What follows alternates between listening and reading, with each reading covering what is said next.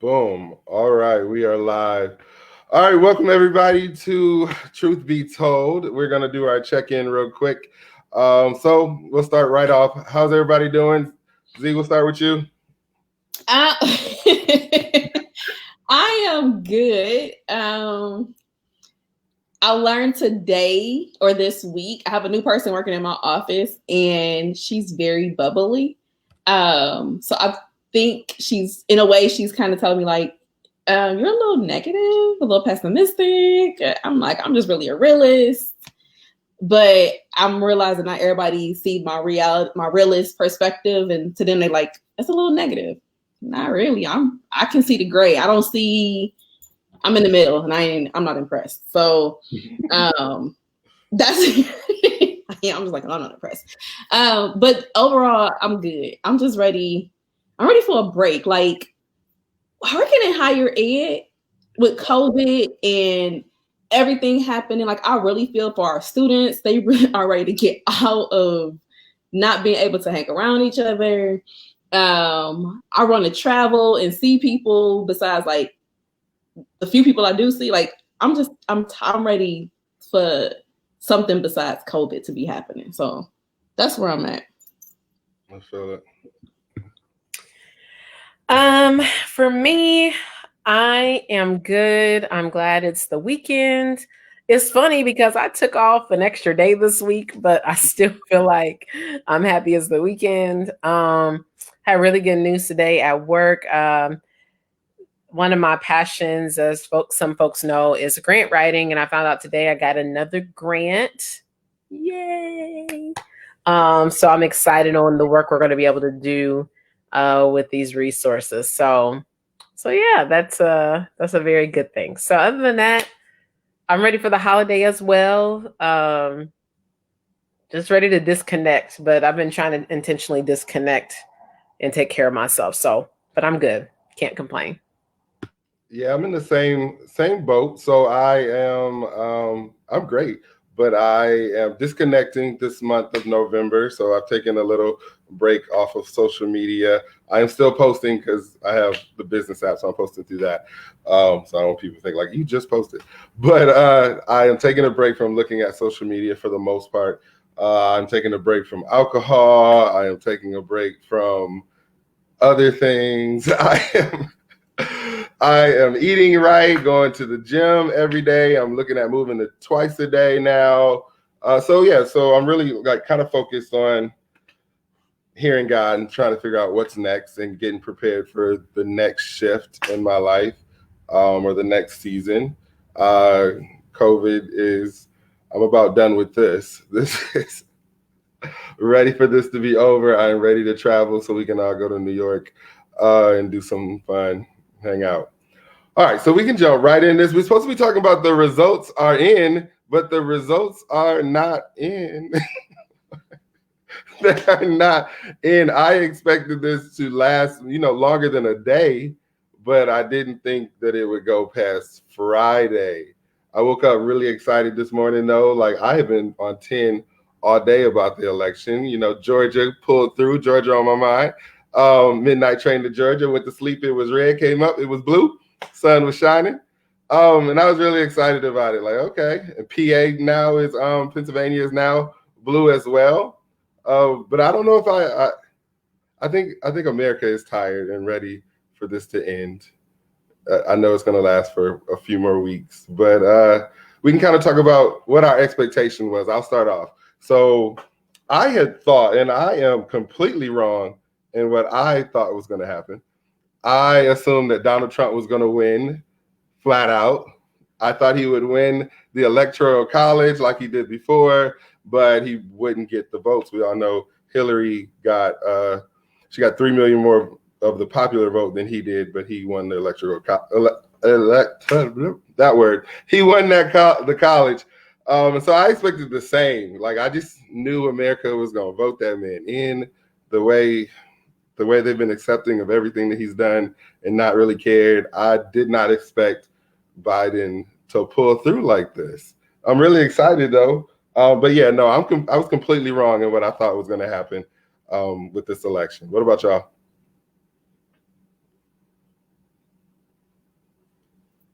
So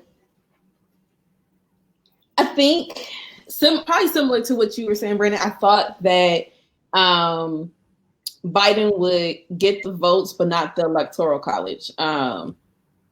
In a way, so a part of me is like, I really didn't have much expectation, only because I don't know. I feel like the climate of our country was telling me that we wanted Trump again. So for me, it was like, this is what I think. But I did think that Trump would have gotten the electoral college, but Biden would have gotten like the popularity and the votes leaning his way.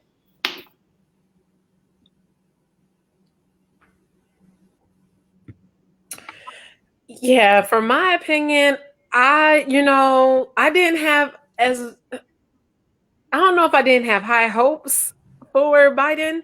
I just thought that people were just going to disappoint me again. I thought that it was going to be 2016 all over again. I was going to sit there hoping something changed. And then it was just going to be, I guess I didn't put as much, I wasn't walking around with anxiety like I saw a lot of people with. I just was like, man, it's going to be what it's going to be. And I hope that it's different. But I was just like, it's not going to be. So it's just because of behavior of people, and people over these past several months, over these past couple of years, people have been upset and mad, but you don't know if somebody's mad because of the moment, or was there actually were we reacting to the things that were happening in our country, or were we going to actually have a response? And so what I'm seeing right now is that with protests, there were reactions to what was happening in our country. People deciding to in some states want to impeach their governors because of COVID and all this stuff. I'm like, okay, people are reacting to the moment, but I'm like, okay, November will say how people will respond to all of this. And so I thought that people were going to respond in one direction, and it's been surprising. So I'm not happy or sad about it, because I'm just like, we're still having a divided country, because these elections are split down the middle. It's not, so for me, I don't really know. I was maybe a question mark person. I didn't know how this was going to go. It's just it's gone, or it's going. So yeah. Brandon, you're on mute.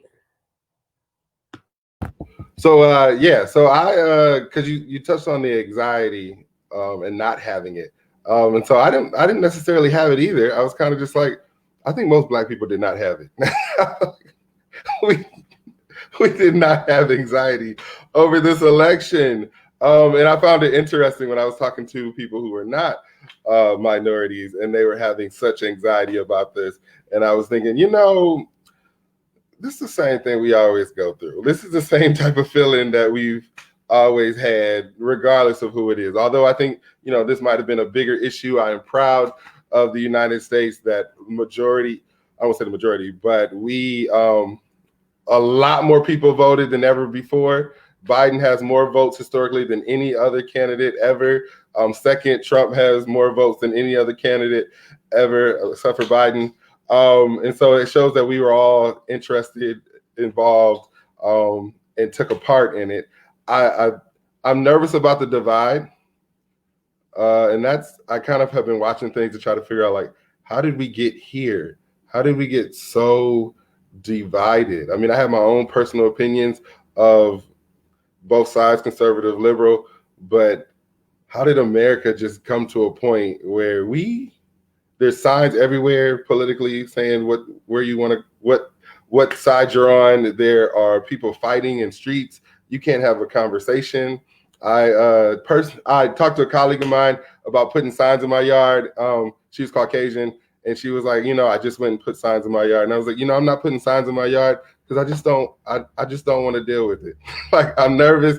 I'm gonna find out the other people don't believe in what I believe in, and now we got to have a conversation, and now we can't get along. And so I'm staying out of it, staying in the middle, and not putting a sign in my yard. But I don't know. How did we get so divided?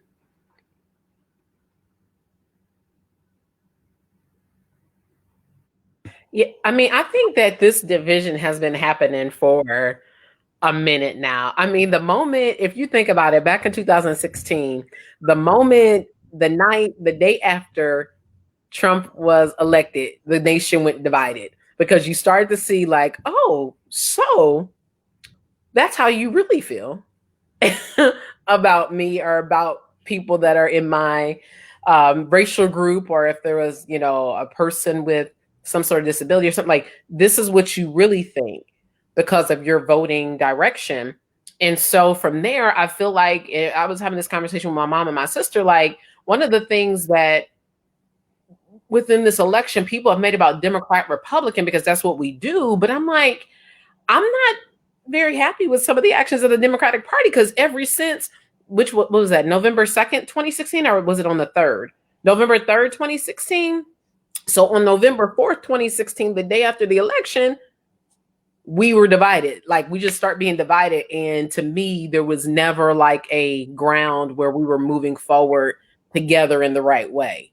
So I feel like that though there are, people's positions about, the Obama administration or whatever the case may be, I feel like there was a sense of some semi-unity, or maybe it was the stuff was masked because people didn't want to come out as being like racist or whatever the case may be, because you had a black president. But I think the real division started 4 years ago, and we have not recovered. And unfortunately, I kind of feel like we're about to do another 4 years, because there are people, to me, something about this election, which I don't feel like I've seen it as much before. There are clear lines of people are either this side or that side, and they're not meeting in the middle. So I'm not optimistic about having another 4 years. I think we're about to go head and continue in the other direction, because now you bold enough to tell me that you don't like me because I'm black. Are you bold enough to tell me how you feel about my beliefs or whatever the case may be? And because that's what we're seeing. So I think we got here 4 years ago and we just have not came back from here. That's my thought. So I think it's further than that. I think the divide started when Obama became president. Yeah. I think that's when it started, because I think that's when the Republicans started looking at, okay, who do we need to go get to get him out? Yeah. And when they got another 4 years out of him, they like, oh, no, we really got to go find somebody to get him out. So I feel like the divide started when Obama became president and when he went and came back with another term. Because at that moment, you started to really hear people talk about that person, and like you started to hear, and I'm gonna say this, like you started to hear how we treat Trump. I mean, because many of us have we use the same language. We don't say, that's not my president. Yep. He 45, he Agent Orange, he's whatever else name we come up with, but he ain't my president. He's the person occupying the White. Like, we have all these ways to disassociate ourselves with him. They're doing the same thing with disassociating themselves with Obama for 8 years. For 8 years, they did not see themselves in power. So they had to figure out, how do we put ourselves back in power? So that divide started a long time ago. It became more visible when Trump became president. It became more visceral when Trump became president. It became more it became no longer the rose color, red, white, and blue glasses that everybody liked to see things through when he became, because he told you exactly who he was, how he felt, and he empowered other individuals who've been hiding out in the background waiting to see somebody like themselves actually sitting in office. Even then, we know we have senators, congressmen, chief justices, state representatives who think just like Trump, who speak just like Trump. They're just not in the forefront running the country as the head of that. So we know all he did was just embolden them, encourage them, give them the space and leeway, the freedom to say exactly how you feel, how they feel, what they think. So that's all he's done. He just revealed it. He pulled off the Band-Aid that we've been trying to fix and keep put back on and re-glue for the past however many years. He just pulled it off. And I pull it off, we see all the stuff. Yeah. So let me say something real quick. I'm sorry, Brandon. I just have to go there real quick. So this is something that I said after Trump was first elected. To your point, Z, that he just ripped out he just said like took the cover off. He was like unapologetically him. Like, I guess my question is that a bad thing? Is that a bad thing that he didn't show up when he first took office as like, no, this is me. So y'all either gonna elect me or you not. Like, this is all me. Because you as you were speaking, it talked about people that were once hidden became exposed. And at the same time, he came. I'm not saying that he was honest. I don't know the man enough to know if everything he said really is honest about and all that. But he wasn't. He didn't try to hide who he was, and people voted for him. So was that wrong? His position and the way he spoke and the things he said was wrong, but he never hid who he was, and enough people decided that, oh, okay, cool then. So let's just go out and be this way. Our president is. It's just like, I mean, yeah, he exposed people for who they really are, and now we know. And to me, is it a good thing that we now know? So first I agree with Zakia. I think this started, and I did a little bit of research because I was just trying to figure out how we got so separated, and it all starts with Obama. Like, it is Obama is when we start seeing the divide between the United States. And I think Trump is the anti-Obama. He is the emotional, the erratic, the craziness versus what we had. He's the people who did not like Obama, the people who wanted him out, the people who hated him, the people who had an issue, voted for something that was completely opposite of what we had. So they made a choice to say, hey, you know what? I don't need integrity. I don't need character. I don't need honesty. I don't need any of that because I already had that and I didn't like who he was. And, I am an Obama fan. Like, I love Obama. But when I was going through and trying to figure out, like, how did we get here? Obama did some things that were wrong necessarily as far as working with the other team. His first 2 years, Obama had the Senate and the House. So Obama didn't have to work with the Republican Party. He was able to push things through without meeting with them at the table. And so the divide starts 2 years after Obama is in, because that's when he lost the House and the Senate. And so then you see this divide where we all hate each other. There's people quitting on the Republican. People actually stepped down who were working with Obama, who were Republicans, because the Republican Party, there's a thing called the meeting at the caucus room, where the Republican Party met the day after Obama was elected. They had a private meeting where all the leaders of the Republican Party got together, and they had a meeting to decide what do they do, how do they get back in power. And I don't think Trump was a part of that, but the moves that they made after that to get this man out led to the ugliness of Trump. Right after that is when you start seeing lies, is when you start seeing them boldly coming out and making statements and boldly refusing to work with Obama, shutting down everything that he did. But he also had part in that, because the first 2 years, not to say he had to, because he didn't have to, but he didn't work with Republicans at all for the first 2 years, because he had both houses. So even though I'm a fan to him, I will say, looking back at it, going through, like, saying, how did this get here? It starts with him, and it starts with that ugliness of a black man in power who didn't need you, who didn't go through you, who didn't ask you any questions, and made it happen. We can talk all day about whether we like them or whether we don't like them, but the truth is, the economy started going back up when he made it happen, and he made it happen without talking to anybody or getting a yes from anybody. And that was a black man. And I think that pissed people off. You think? It made me think, Brandon, when you said that. I don't know if y'all watch Scandal, but it made me think of the last episode of Scandal, where Command, who was, spoiler alert, if you don't watch Scandal, or if you want to watch it, go watch it. You'll figure out what I'm talking about. When Command, who was Olivia's father, was sitting in front of that whole entire panel of like old white men, and they laid all out. They had heard every scandal that had happened that brought them to this point. And he said, it was so beautiful. He said pretty much like, so are you wanting to say that all these years your republic was controlled pretty much by a black man? that everything you are existing and seeing right now was controlled by a black man, that whole entire case was wiped off because they would rather allow for a scandal instead of acknowledging that a black man ruled their republic for all these years.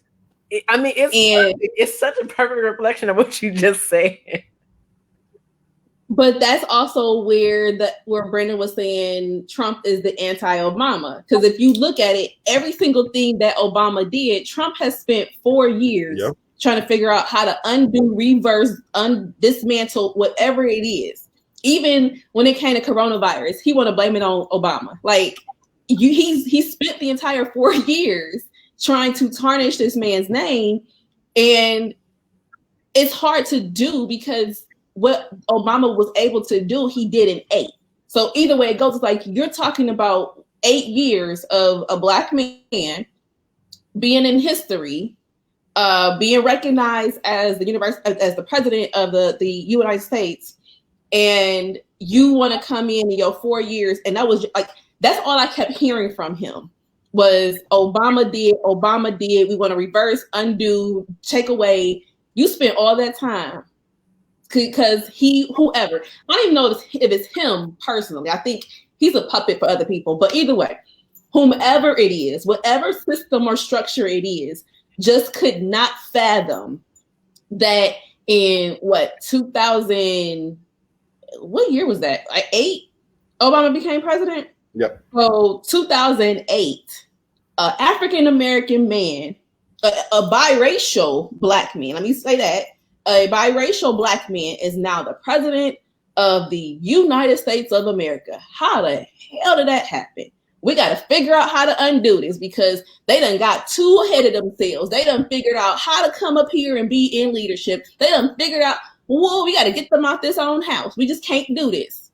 And here we are with Trump for 4 years, embarrassing us across every country, in every seat, in every meeting. Like, Trump being himself. You asked the question, Stephanie, was it wrong for Trump being him?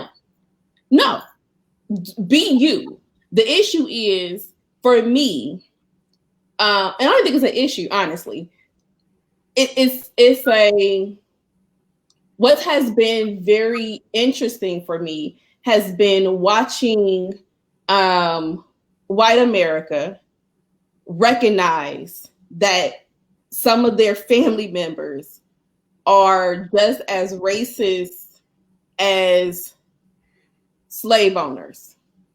That's how best way I could put it. Because for us, you can't say Trump has increased black on black crime or increased police brutality when it comes to, no, he hasn't, because that has never changed. If you really want to be realistic, at least we lose at least one black body a year, no matter who's in office. At least one. There's tons that we don't hear about, but at least one black body to police force, police brutality, to police over policing, at least one a year. So it wasn't Trump who did that. We have racist acts that happen all day. So it wasn't Trump who brought that out.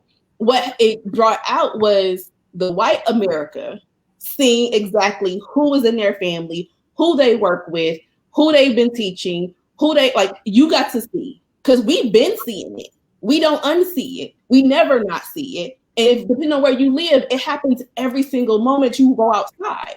So it didn't do anything for Black America. Like, we been knew this. We knew that America was racist. It made white America see, oh my, I mean, and it's not the, if you also pay attention, whenever there is a black or brown body who is taken away by excessive force by police officers, or even just white police officers who at some point ends up going on their PA and talk about how racist they are to their other colleagues. When you have that and you recognize that that's happening, it becomes now a bigger conversation. So now we have, and some people have done like the caricatures or the memes of, now we have those that we knew who were racist. Your hood is no longer covering your face. Your mask is no longer covering. Like, you are exposed. Now what you gonna say?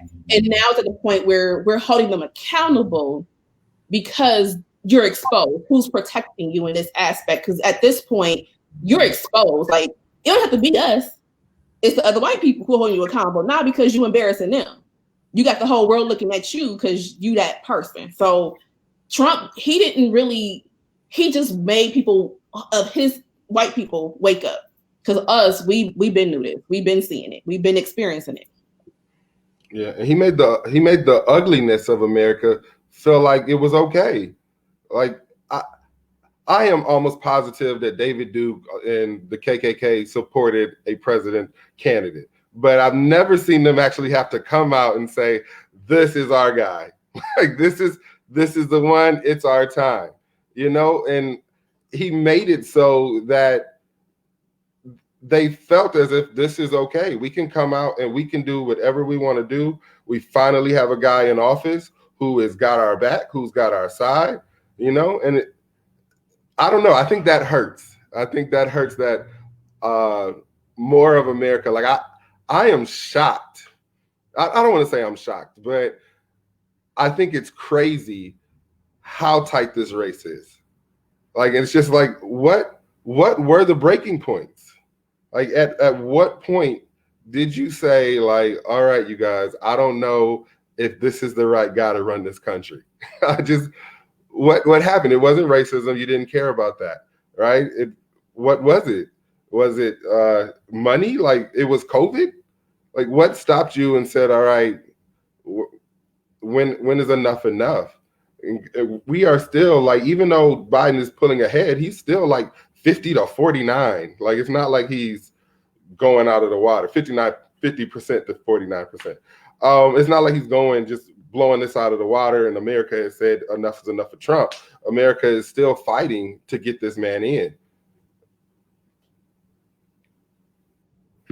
Yeah, and I think, and Brandon, with that particular point, as we were talking, I was just looking at the House results, and right now, like I'm looking at the Associated Press, so I know, as all of us throughout this week, I know we had our own little internal watch party on Tuesday, so depending on which TV channel you watch, the numbers change, but right now when I Googled elections, this is what came up. And it's saying, like, the Democratic Party right now in the House has 212. They need 218 for a majority. And you have the Republican Party with 194. Then the Senate, you have 46 in the Democratic Party. Republicans need 40. The Republicans have 48. You need 51 for the majority. So you're right. I mean, we're down the middle when it comes to Congress. And so the question is, what are we getting done in the next 4 years, regardless of who's in office? Like, it goes back to our overall question, like, what's really going to happen? Because you're talking about not only what's happening in Congress, but then you're talking about communities, and these people in Congress represent a community. So then you have communities divided, you have cities divided, and then all of that just bubbles up and bubbles down, like, all the way around. And so it's like, what is the agenda? Like, I don't even really know if I fully understand what the agenda currently is for either one, to know what the heck for the next 4, like, what are we expecting? And so that's why I think, and I agree with you, what you said early on, Brandon, like, and you too, Z, like, this whole week I'm in meetings with people and they're like, I'm so anxious. I'm like, do not be anxious or anything. Because I'm like, at the end of the day, who's supposed to be in office is going to be in office. And I'm not saying it's supposed to be about Biden or Trump in the context of, oh, I'm a, Democrat, Republican. No. Who is supposed to be in office is going to be in office. And what's going to happen is going to happen. And to be honest, there is not a whole bunch of control that we have as individuals. And so I'm speaking from, as y'all know me, I'm speaking from a spiritual context. Like, there is not there's a reason for all things. And all things have a reason. There was a reason in 2016 Trump was elected and all of this has happened. Because one of the things I'll also say from the spiritual context, in 2016, all of a sudden, you got all these churches praying. Half these churches didn't pray for like a whole long time since they were founded. You got all these churches praying. This particular year with COVID, speaking about churches again, you got churches praying again that haven't been praying in a while.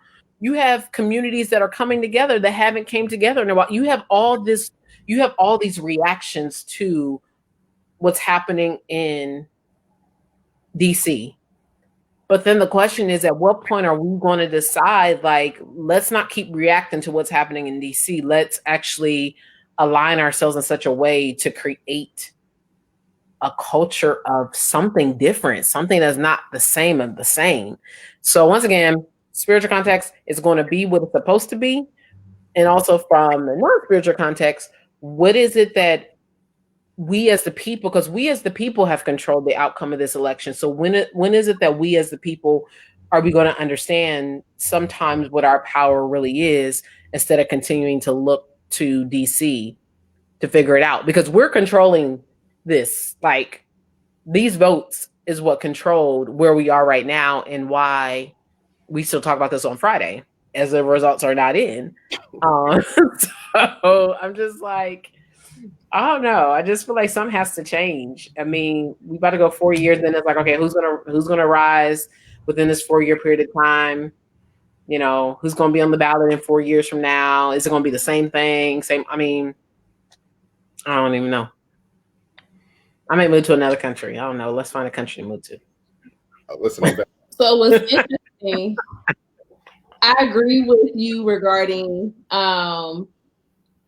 what's meant to be will be. So I was listening to CNN earlier, and they were talking about how Biden ran for office in 1988 and I think 2008. I think I got my dates right. And he lost, of course, both times. And they were talking about one of the last things that his son Bo had said to him, or it was that he concerned himself with, was his father finding his purpose. And they were saying that when Biden had not intended to run for office after the last, after he didn't win the last time. So with that, he became more apt to do it after Charlottesville, after Trump responded to the attacks in Charlottesville, is when Biden decided, I need to run for office. So I feel like when you said that, like, what's going to happen is going to happen, I feel like that this is a perfect time as such as this. And I think we talked about that in like a different conversation. This is a perfect time as such as this is, where this country has needed Biden the most. And whatever was going on in 88, whatever was going on in 08, that wasn't his time. His time is going to be now. The other part of that is, I think we're seeing our power.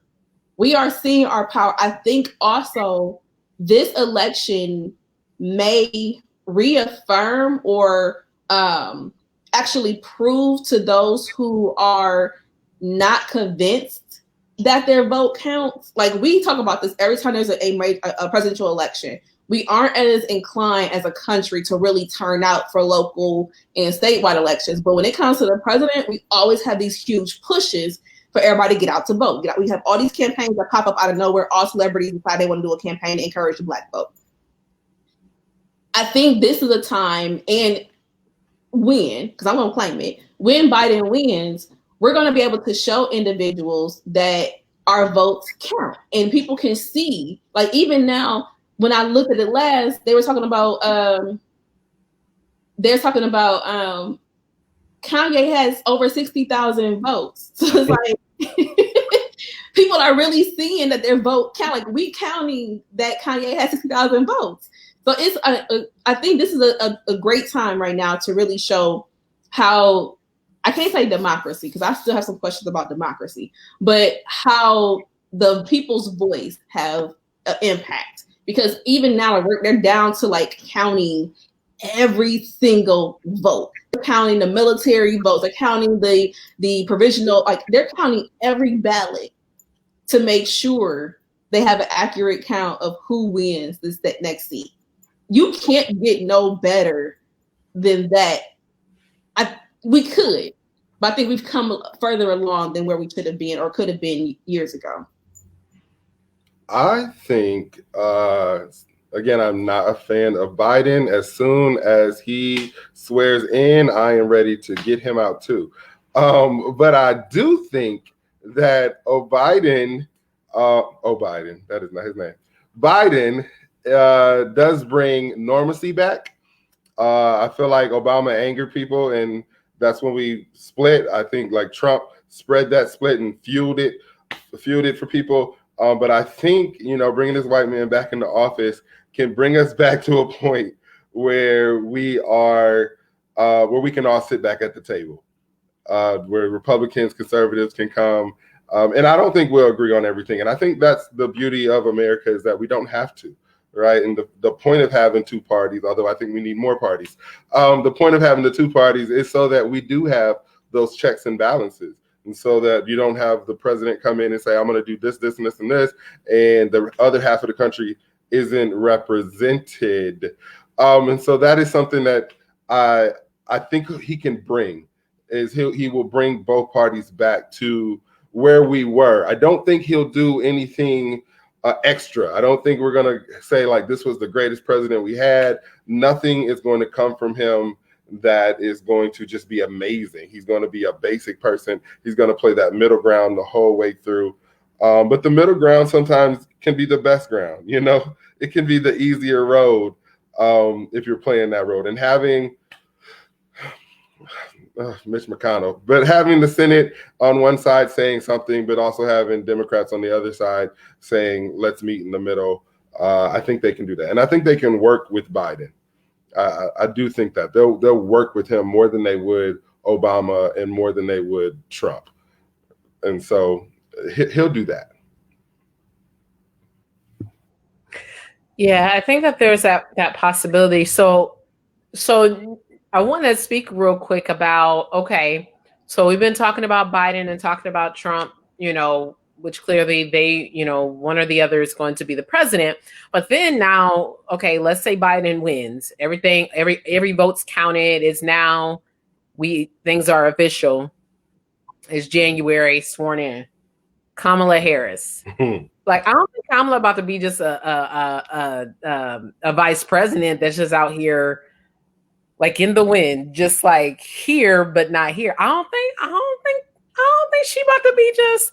Not because you don't never hear. It's like you hear about the president, but you kind of don't. But I don't think she's going to be one of those undercover vice presidents that you're not going to hear anything about. Like, I feel like she's going to be very visible, very present. And so I guess kind of from you all's knowledge of her or what you've been seeing, what you've been reading, like, what do you think that that's going to be like? What influence do you all see that she'll have on the country by her being in that role? In us now, because I think we haven't talked, we now having a Black woman, and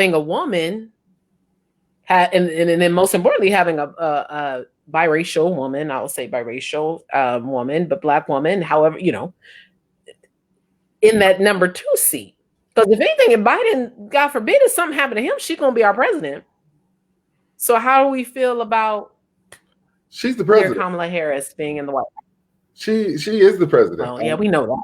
Biden is almost 80 years old. All right, he is about to go take a nap somewhere, and they're gonna run all over him. And this Black woman is definitely fin to run this country. And I think it'll be a good thing, actually. I think that just like the Stacey Abrams, right? She didn't get governor, but she is down there kicking ass in Georgia, right? And they are regretting that she is not governor. But I think she's going to do the same thing. No, she's not going to get president, but she's going to come in there as vice president, and she is going to kick ass as vice president. When she leaves that office, we are going to feel her presence. She's definitely finna do it, and I am glad she's there. I can't say like I'm a huge fan of her, but I think she is going to do very, very well. She is going to prove how great she is. Now, I do have worries about her the same way I had worries about Obama. Is she going to come in there and folks are going to be angered by her? They will somewhat accept a Black man, but a Black woman telling them what to do, that's different. That is, I don't know if America is ready for the heat that she bringing, and I don't know if they can handle it. I think they may hate her. Well, I know they're going to hate her more than they hate Biden and not want to work with her. They're going to call her a B. They're going to tell her she's angry. She's impossible to work with. I hear all of that coming for her within the first couple of weeks that she's there. She's gonna have to play nice, just like she did in the debate, smile at everybody and not get too rough. But she's gonna run it. We're gonna love her. She might go down as one of the greatest vice presidents we ever had. And since he's 80 years old, I mean, we got 4 years.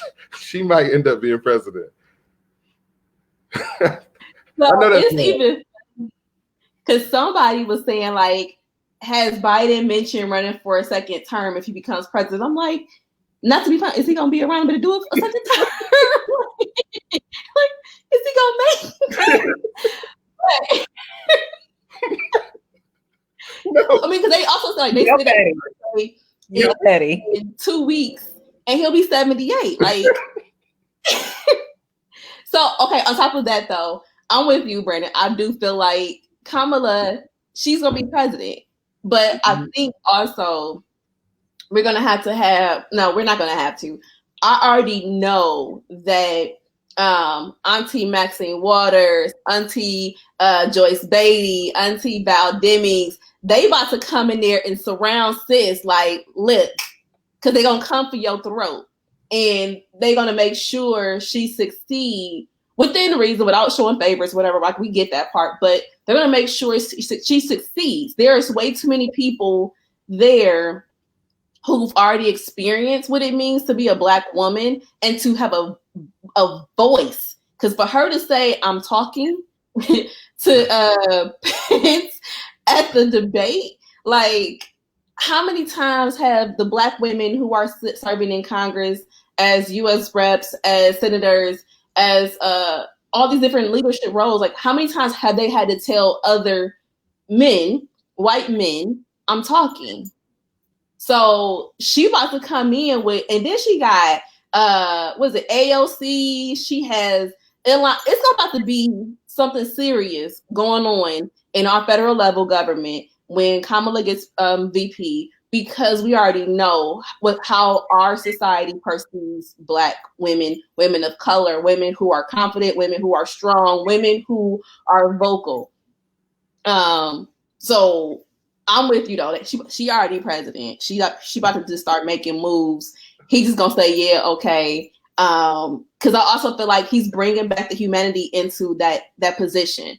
He's bringing it back where people can be seen as people and not people be seen as servants. Because I mean, even like Trump, would you ever? I'm really waiting for everyone underneath his leadership to release a book. Because every time somebody leaves underneath him, it's a book that then came out talking about how he was crazy. Like, I'm really just waiting, because everybody's gonna have a book to tell all things of Trump. Because even if whether you Black, white, male, female, whatever, he's a tyrant.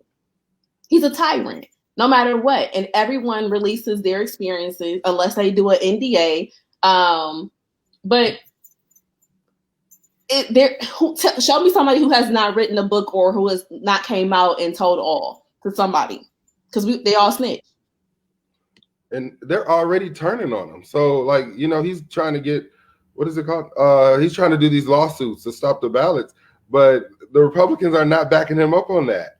They do not have his back. I don't think they ever did.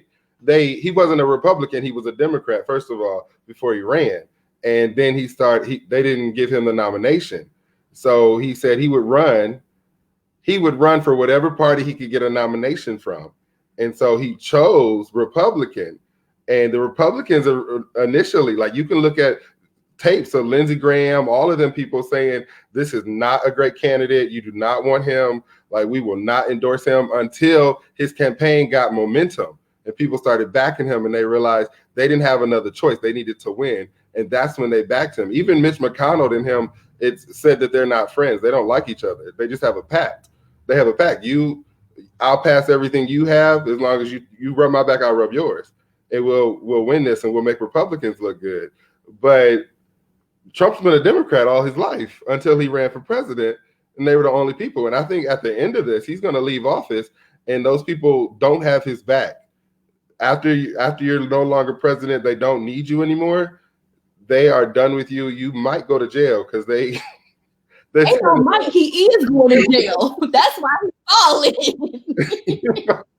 You might get locked up for that, because you can just see it now. Like, first of all, Republicans are winning in the Senate and the House, so they're getting seats. So they're definitely not getting ready to stop the votes. That just wouldn't make sense. They're not getting ready to say it was a fraud, because if you say that votes for Trump, the votes for Biden were a fraud, then you also have to say that the rest of those things that people voted for on that same ballot were a fraud, and you're not getting ready to get rid of their votes. So they're not going to hold you. They're not going to have your back on that at all. You by yourself with your kids on this, right? Like, it's just you, Eric, Ivanka, and Trump Jr., Lil Barron, and I don't even think, what's her name? Melania, what's her name?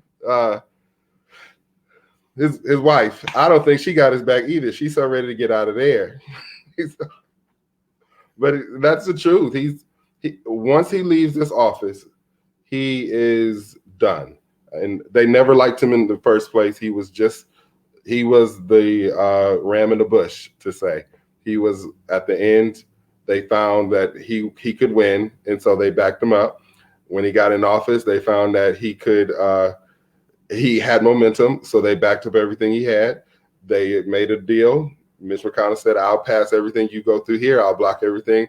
You have your back, and we'll make the Republican Party good. We'll get the Senate. We'll get the House. And then once we're done with you, we're done with you.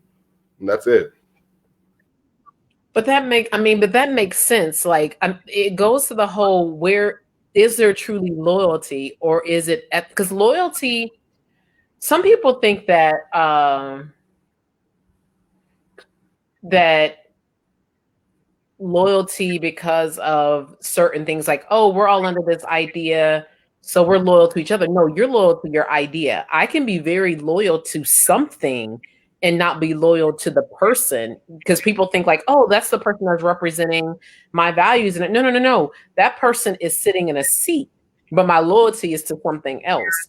And so you just bring the whole notion once again of loyalty. Like, people are going to be loyal to what they believe in. And if you just so happen to believe in what they'll believe, then yeah, we can assume that you're loyal to them. But the moment that you end up embarrassing me, or you doing something out the wazoo, I can't be loyal to you. I got to pretend. Yep. I'm pretending loyalty. I'm still, because some of these people, as you were mentioning, Brandon, these people are loyal to the party. Yep. And they're not loyal to him, though he may be representing the party. That's still two different things. They're loyal to the party and what the party believes.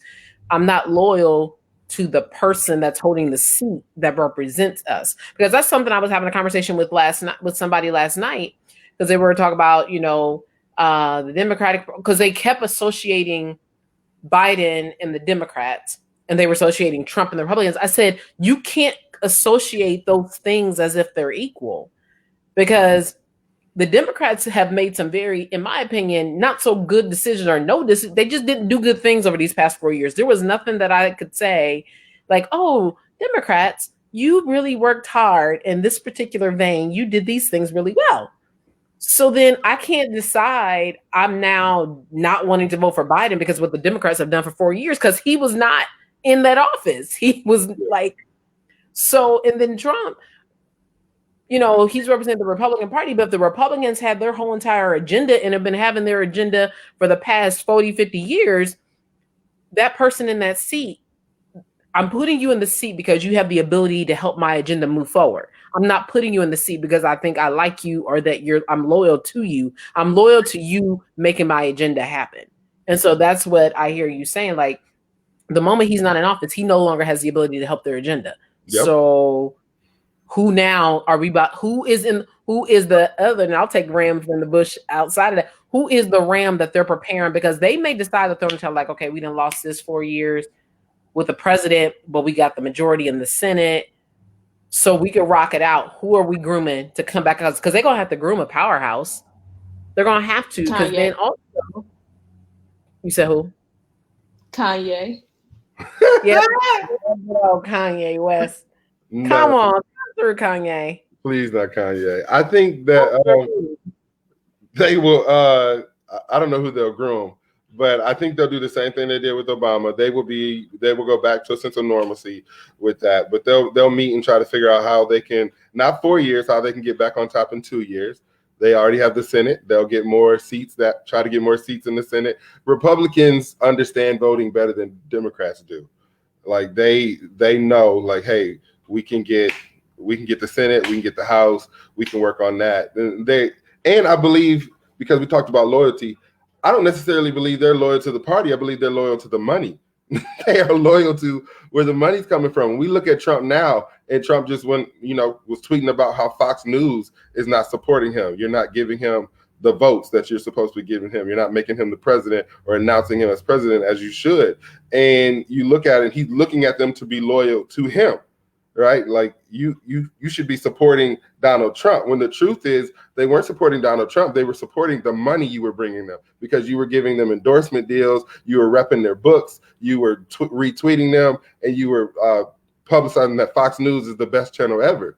If you are no longer able to do that, if you can't bring money to the table, if you're not selling my books, at this point, Fox News is now like whoever president is who we rocking with. We can change our whole format and start talking about Biden if we have to, because we had your back, because you could give us something. You could do something for us. We talk about the three types of friends. I'm not going to go there, but the constituents, the comrades, the what's the last one?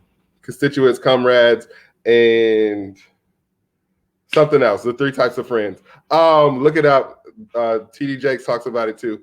You talk about the ones who are loyal to what you're loyal to. You guys have the same agenda. And then you have those people who are loyal to you. Then the two different things. And like you just said it, two different things. And they weren't loyal to Donald Trump. Donald Trump was able to get them what they need. Even I think the voters necessarily. I watched a conversation of athletes, and they were talking about why they're Republican and why they're Democrat. And all of them were pretty much Republican. And then one guy said, well, I'm a Democrat. And he said, I'm a Democrat because I understand that I'm the only person I know that's a multimillionaire. You know, I have loyalty not to my money. I have loyalty to my family. And so, yeah, I have to take care of them. And yes, he said Obama made my taxes go up to 50%, right? Or it was like 30 to 50%. And so he said, you know, that $1 million check turned into a $600,000 check under Obama. So, yes, I can understand not voting for him. However, I have family that doesn't have the money that I have. So I have to vote for them. Like, I got to take care of them. And that's where my loyalty are. And the other players are like, yeah, but my check, right? I can't vote for him because my check's going to be short. I'm not going to be able to supply for my family because my money is going to be short. And I think that's where the split happens. And that's where the disloyalty comes from. Can we get back to that sense? And I have a question that I do want to ask, definitely. So, because I was listening to the Breakfast Club, and they asked this: can we forgive the people who voted for Trump?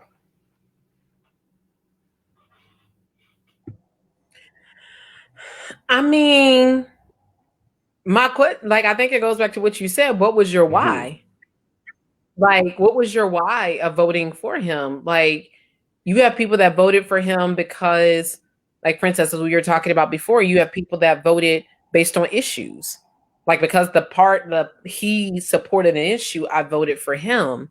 Or, you know, there's people that truly do have his identity, like the similar values that he has, so I voted for him. So my thing about it is that if I don't know your why, then I can't judge the reason that you made that decision. And so can I forgive you? I mean, quite honestly, if your why was because you are a racist person and you believe he supported your racist values, I mean, my thing about it is that forgive you, I'll just keep my distance from you because we don't align. But I don't have no why does this have to be a forgiveness conversation? I mean, why does that need to be a choice of I forgive you for voting for something for this person? Really? Like, I guess I don't know. Here's my thing. So Chrisette Michele sang a song for Donald Trump, and she was one of my favorite artists. I have not listened to a song of hers since, and I don't know why, but every time it comes on, I turn it off. Every time she plays, I switch over. Like, it's something in me that I don't want to hear it. And I thought about that earlier. Like, maybe I haven't forgiven her for what I believe was selling out her people. Did you forgive all them HBCU presidents that went down there to that White House when he first? No, I have not forgiven them. But my thing about it is that I mean, but why? Let me have a conversation with them, and I'm not going to be so nice. What were you doing down there? And you know, some other people went, but what were you doing? Why were you there?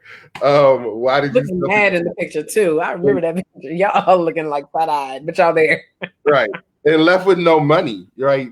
So just side note, Obama and Trump gave almost the same exact amount of money to HBCUs. Trump is like, it's like a $600,000 difference between the two. They're both the same amount of money, right? So it's not much, but if you want to count it, Obama gave a little bit more. No, you left with no money. So you went in there, you shook hands, you did a photo op. I don't know if I will ever say like, I don't know. I would say I can forgive, definitely. When I was listening to people talk about it, people were saying what they actually said the same thing you said. Why did you vote for Trump? Were you voting for him because he aligned with your racism, or were you voting for him because of you had lots of money? But even if you voted for him because you were a millionaire and you were part of that 1% that got the tax breaks, you still voted for him and knew that I didn't get the tax break. You knew that the rest of the 99% of America didn't get that we didn't get the second bailout, the first one didn't last that long. You knew that people were dying of COVID. You still didn't care. You knew that he was lying and you still didn't care. If you still voted for him the second time, you knew everything that happened from there on. You knew collusion, you knew Korea, you knew Russia, and you still said, I don't care about any of that. All I care about is that this man gives the rich tax breaks. I don't know if I can definitely rock with you on that. I don't know if I'll ever be able to have a conversation and sit and talk about this election and with a Trump supporter and be like, oh, okay, well, it's cool. Yeah, nah, you voted for Trump. I'm not going to be angry, but I'll probably be like, we don't agree with the same thing. We don't align. So let's not bring up politics. Yeah, and I agree with that. I think, when you look at the number of people, across all income groups, age ranges, it's like people were voting both ways. So it's like, it goes back to your why. Like if you are a person, low income, person of color in America, and you voted for Trump, your why had to be something. Like there had to be some sort of why in that decision. But Trump I can't. Did well with black men. You said what? Trump did well with black men. So, he said didn't win. He did well with African American men. So then what we talking? So then, but I can't be mad at my brothers because I need one of y'all. But I want one of y'all. Well, I can be mad at them. So for me, I don't see what am I forgiving? Like, what's the forgiveness part? So again, we've been living next to these people for a very long time. So like, we may not know who they are in our workspace, but we know they exist. So the fact that he doesn't win and the forgiveness, like, what am I forgiving? Like, it don't change who you are. So you still, if you align with him and if you identify as a racist, or if you identify as a chauvinist, or if you identify as a capitalist, like whatever it is, it don't change who you are. So what am I forgiving? Like, that's who you were before him is who you're going to be after him. So me forgiving you does what? I will say this. I also recognize that I'm one of the populations where I have certain privileges to where me going to bed at night, Trump being in office did not disturb my sleep. Yeah. That's just how I looked at it too. So like him being in office, I didn't lose a wink of sleep, but I also recognize I have a certain level of privilege to where I wasn't impacted so much by the decisions he was making. I don't plan on having kids. So whatever with abortion, like, it's just like certain things that he believed in. I just kept laughing, like, you look like a straight idiot. The whole world sees you as an idiot. So whoever else is following you, you're just revealing how much of an idiot you are. So for me, I was like, what am I forgiving? It's not changing who you are. I mean, unless you sit back and as that person, like, so interesting enough, one of my colleagues mentioned yesterday that she was in a store, she saw a female who was wearing a Trump mask, and she asked them, like, why did you vote for this person? And the person she asked gave her this look like, how dare you ask me that? Like, how do you not support him? And it was funny because this is a white woman asking another white woman. So she was like, I'm really trying to understand how you voted for somebody like this. And she was like, I'm just seriously want to know. And the lady, she said, like, the lady retreated so quickly, like, just get away from me. Like, that's blasphemy. So I'm like, it didn't change anything. I don't change anything. Like, the elections is here right now, and she couldn't even have a conversation. How many times have we watched those videos where you have this person interviewing Trump supporters, and they're always asking the question of, so why did you vote for him? Well, he's a great businessman, but he's been bankrupt on every single concept he's come up with. Well, he wants to make America great again. When was America great the first time? Like, we have they have no idea why they're following them. So for me, it's like, it ain't changed anything because we still asking you, you don't have an answer. Like, your answer is the most asinine thing that we probably have ever heard. And it's usually your own people asking you the question and you can never give the answer. So what am I forgiving? Like, forgiving you for being an idiot? I mean, you've been an idiot before Trump came into office. Like, what? I don't have it. It ain't gonna bother me. Do you? Don't bother me. We good because you've been here, you've been around, you're gonna continue to be who you are. Don't bother me. I ain't gonna bother you. I don't even want to talk to you because you ain't talking to me. We good. Yeah, that's the same. Don't talk to me, and I won't talk to you. Just sit on the other side of the table. Avoiding. That is not forgiveness. That is the same thing I'm doing. Chrisette Michelle. Can she come back now? Like, can we listen to her again? She's a wrap. That's funny though. I don't know. I don't know necessarily what's next for America. I don't know how that's going to happen. I wish I did. But I do agree with one thing you said is that, like, Trump didn't directly affect me with anything that he did, for the most part. You know, that stimulus check didn't it wasn't like I was in need of it. Like, it wasn't like, you know, I was out of a job and I needed that stimulus check. It wasn't like, you know, I'm an immigrant trying to get into the United States. I don't have kids. My family was locked in the cage. I'm not on the Affordable Care Act or using that insurance. So you taking it away didn't affect me. But I do have lots of people that I know that are. Like, I do know lots of people who I remember signing people up for it because they didn't have health insurance. I do have Hispanic friends who's, you know, they may not be immigrants, but their parents and their family members are immigrants. And so for me, you know, I just couldn't, we all agree, I couldn't vote for him because of that. But no, he didn't affect me or change my life in any type of way. I didn't get the tax cut, so my taxes stayed pretty much the same.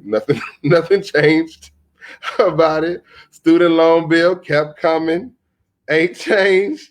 That's the first thing that's the first thing Biden said he gonna do. So I need to, day 5, I'm gonna be calling. Like, you late, bruh. You late. You said student loans, you was gonna wipe them out.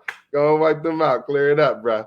But nothing changed for me with him personally. But I did know of other people who I could see who, like, this is going to affect you. Right. When I think of affordable care, it's like, man, you know, I do have students who had to use it. There were college students who we had to sign up for health insurance.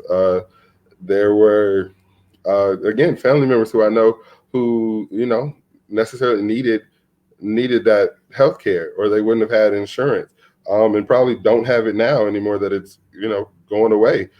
And so voting for him, for me, is personal. You know, voting for him means that you didn't care about my people. You didn't care about the people I know, and not necessarily me because I'm fine, but the people that I know. And I don't think America didn't know these people existed, right? So I don't think America didn't know that there were people out there who this was going to affect, these changes that they were making. I think they just made a choice to vote for themselves and be selfish. And I had this conversation with a friend too the other day versus can you be black and rich? Is rich or black an antagonist to each other? Really, can you be for your people and still be for making money, right? And so sometimes we kind of put them on opposites ends. Once I make money, then yeah, I don't know about other people. I need to vote for myself. I need to make sure I'm taking care of myself. And we put it in the frame of I'm going to help my family with my money. When the truth is, can I still be down for you? Can I still rock with what you rock with, even though my pockets is good? Right? Even though I know that it's going to affect me when we talk about the basketball players I was talking about, even though I know that taxes are going to be higher on me, can I still vote for higher taxes? Right? How does Beyonce doing it? I don't know.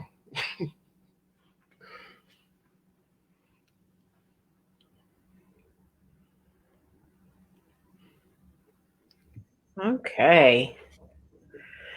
I don't know if we have anything else to say about this situation. I think we're just going to have to wait until the results are really in. The results are, I think I heard they're going to plan to announce either tonight or tomorrow who it is. They're just waiting on either Pennsylvania or Nevada. If he gets one of them, it's over. And he won. He pretty much won already. He got it. They just want to make sure the Senate seats is there. Well, he won, but 45 has issued for recounts. I think in Wisconsin, and he either has or had a lawsuit in Pennsylvania. So he won, but he's also showing 45 is showing that he's not going to give up easily. He's about to drag this out as long as he can.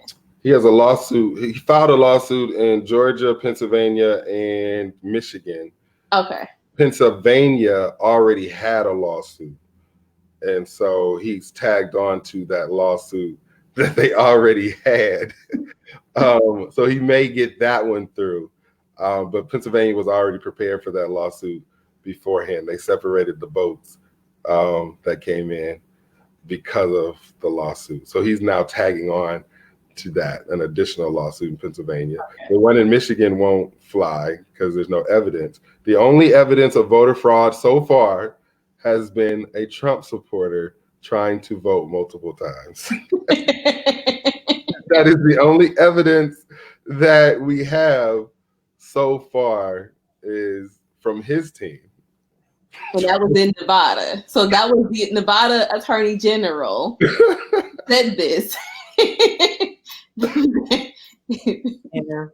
But I think it's pretty much what we said early on, that to say that there's fraud one way, there's definitely going to be fraud both ways. So it's like you're not going to be able to uncover one without uncovering the other. And there's a lot that could be at stake if there is fraud and it becomes uncovered. Because what if in these states that supposedly all these states that are red, there was fraud and now they changed to blue?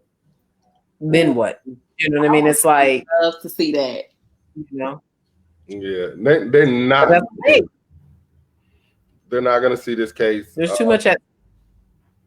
What is it? The Supreme Court is mostly Republican right now, and they are not going to take this case because they are not going to lose the Senate, and they're just not going to take that risk. Like, first of all, you have no evidence. There's nothing. Every news channel, including Fox, is saying there is no evidence of voter fraud. This is legal.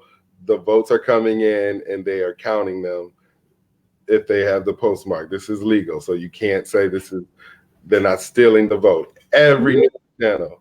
You know who actually surprised me by having that argument? So Chris Christie actually said if Trump can come with evidence that there is voter fraud or there's any kind of fraud, he's like, I'll be the first one to support him. Yep. I think Chris Christie is like he is the epitome of a crook, in my opinion. When you think about like the New York, New Jersey, just do whatever they need to do to get something. So like when I see him, that's what I think. Because I think he was almost as nasty as Trump was when it came to running for office. But for him to say if Trump can provide some kind of evidence, it's like, I'll be the first one to support him in doing an investigation. That says a lot. That says a whole lot coming from, to me, in my opinion, somebody like Chris Christie who can say, ain't nothing out there. Like, stop crying, stop trying to find something. It ain't there. We're gonna move on. Yeah, it's not there. They don't have it. And They don't want to see this in court because you can't just question the president. You got to question the whole ballot. And Mitch McConnell just got voted in. He not finna see this case. Like, don't waste my time. And we got the Senate. don't do it. So no, it's not gonna happen. All right, you guys. So final thoughts.